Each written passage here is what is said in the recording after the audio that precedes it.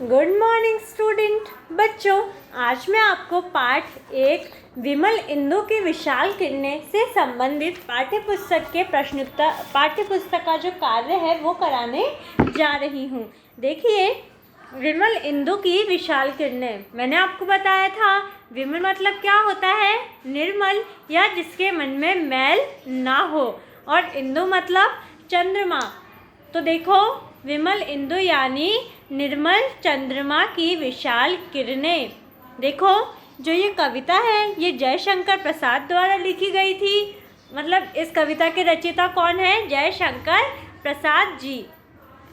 देखो, इस कविता में हमें बताया गया है कि किस प्रकार जो ईश्वर है उन्होंने क्या चंद्रमा को बनाया है। ईश्वर ने सारे संसार में सब चीज़ों को बताया है, और जो कवि है वो बोलते हैं कि अगर हमें जो ईश्वर की माया है या जो ईश्वर का आशीर्वाद हम पे है वो हम कैसे देख सकते हैं? जो चंद्रमा है उसकी विशाल किरणों के द्वारा। देखो, कवि बोलता है कि ईश्वर की माया क्या है? अनंत है, यानी कभी ना शुरू होने वाली और कभी ना ख़त्म होने वाली ईश्वर की माया है। और वो क्या करते हैं? वो अलग अलग चीज़ें करके, जैसे चंद्रमा की किरणों के द्वारा आदि चीज़ों से अपना जो प्रकाश है या अपनी जो लीला है वो पूरे संसार को दिखा रहे हैं। वो हमें दिखा रहे हैं कि ईश्वर बिल्कुल बिना दिखाई दिए भी इस संसार में मौजूद है, और वो हमें देख रहा है।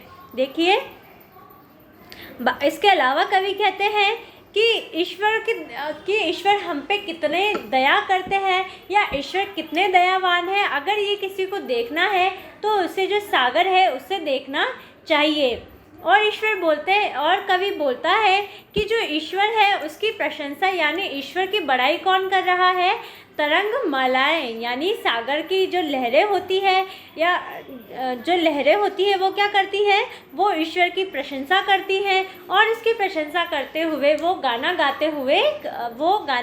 गाती हैं। इसके अलावा कवि कहता है कि अगर किसी को ईश्वर की मुस्कान देखनी है तो उसे चंद्रमा को देखना चाहिए। क्या? चंद्रमा को देखकर ऐसा लग रहा है मानो ईश्वर हंस रहे हैं, और हम चंद्रमा के अंदर ईश्वर की मुस्कान को देख सकते हैं।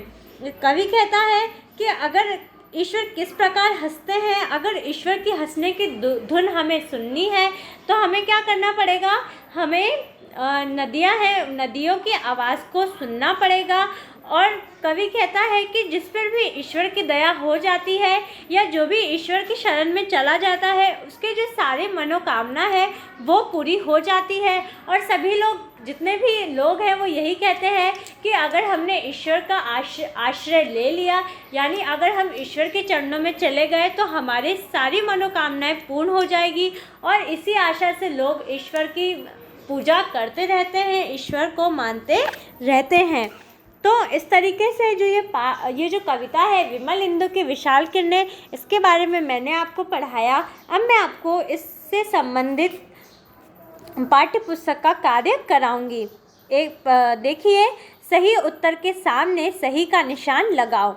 देखिए, यहाँ आपको प्रश्न दिए गए हैं और उसके बहुत सारे विकल्प भी दिए गए हैं। आपको इन प्रश्नों को पढ़ना है, इन विकल्पों को पढ़ना है, और जो भी विकल्प सही है आपको उस पर सही का निशान लगाना है। देखो, प्रश्न संख्या 1 है, चंद्रमा की किरणें किसके प्रकाश को बता रही है? तो देखिए, क सूर्य के प्रकाश को, ख चंद्रमा के प्रकाश को, या ग ईश्वर के प्रकाश को। तो बताइए, जो चंद्रमा की किरणें हैं वो किसके प्रकाश को बता रही है?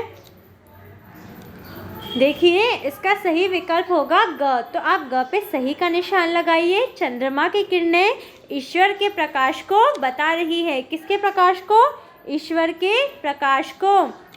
अब दूसरा प्रश्न देखिए, ईश्वर की मुस्कान को किसमें देखा जा सकता है? देखो, क सागर में, ख चंद्रमा में, या ग नदियों की कलकल ध्वनि में। तो बताइए, ईश्वर की मुस्कान को हम किस में देख सकते हैं?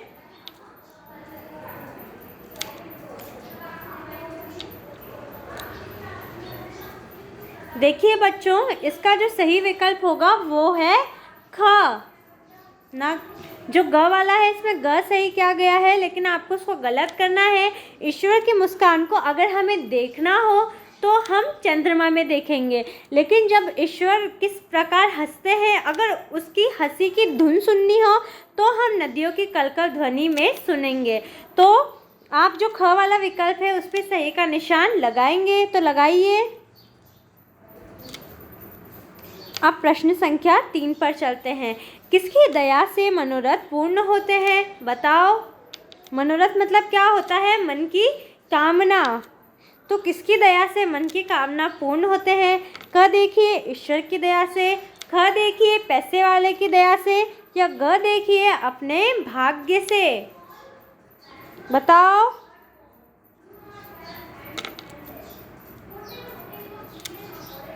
देखिए इसका सही होगा क ईश्वर की दया से। इसका सही विकल्प क्या होगा? क ईश्वर की दया से। ईश्वर की दया से क्या होते हैं? हमारे जो मन के मनोरथ है या मनोकामना है वो पूर्ण होती है। तो आप क वाले विकल्प पे सही का निशान लगाइए। तो देखो पहला प्रश्न था चंद्रमा की किरणें किसके प्रकाश को बता रही है? तो इसका सही विकल्प था ग ईश्वर के प्रकाश को। दूसरा प्रश्न है ईश्वर की मुस्कान को किस में देखा जा सकता है? तो इसका सही विकल्प था ख चंद्रमा में। तीसरा देखिए किसकी दया से मनोरथ पूर्ण होते हैं? तो इसका विकल्प है क ईश्वर की दया से। तो बच्चों इस प्रकार हमने इस पाठ में जो पाठ्य पुस्तक का एक प्रश्न है वो पूरा कर लिया है। अंतिम जो भी शेष रह गए हैं वो हम कल पढ़ेंगे। जब तक आप इन प्रश्नों का अच्छे से दोहरान करिए और इन्हें समझिए। धन्यवाद।